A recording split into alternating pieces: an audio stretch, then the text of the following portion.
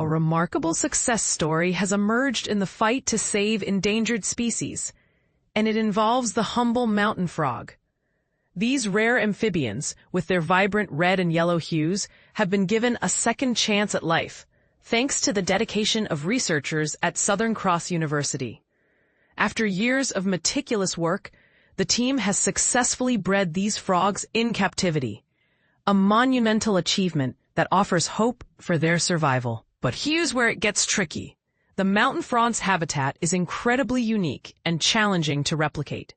Research fellow Liam Bolitho explains that they had to recreate the exact conditions of wet, muddy burrows found in the rainforests of northern NSW and southeast Queensland.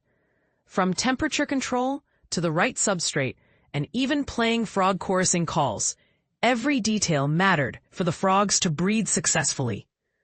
The mountain frog's small size, around 3 centimeters, adds to the challenge. Associate Professor David Newell highlights the visual difficulty in monitoring their development, especially since they don't have a free-swimming tadpole stage. The risks these frogs face are numerous. Habitat loss, invasive species like feral pigs, and climate change are all major threats. As Dr. Newell puts it, when you live on a mountaintop, your habitat survival depends on a very narrow thermal niche. Feral pigs, with their destructive habits, only worsen the situation, especially during droughts when they concentrate on the remaining water sources where frogs are present. Efforts to protect these frogs are underway, with feral pig trapping programs and habitat fencing by NSW National Parks and Wildlife. Landholders are also encouraged to report pig sightings near national parks. The mountain frog is one of 110 priority species in the federal government's Threatened Species Action Plan, as highlighted by Threatened Species Commissioner Fiona Fraser. She emphasizes the importance of partnerships, which are key to the success of threatened species recovery. A small but significant ceremony took place yesterday at a secret location in Tulam National Park, where 7 red and yellow mountain frogs were released. More releases are planned, and the populations will be closely monitored.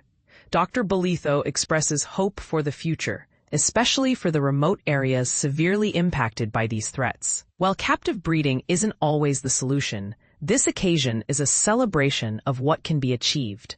As Dr. Fraser notes, captive breeding can be crucial for keeping a species alive in the wild when their habitat is limited and their numbers are low.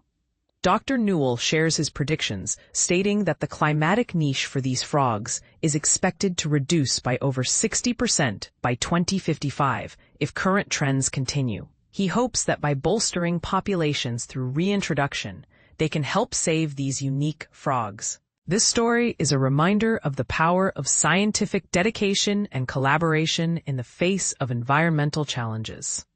It's a battle worth fighting, and every small victory brings us one step closer to a more sustainable future.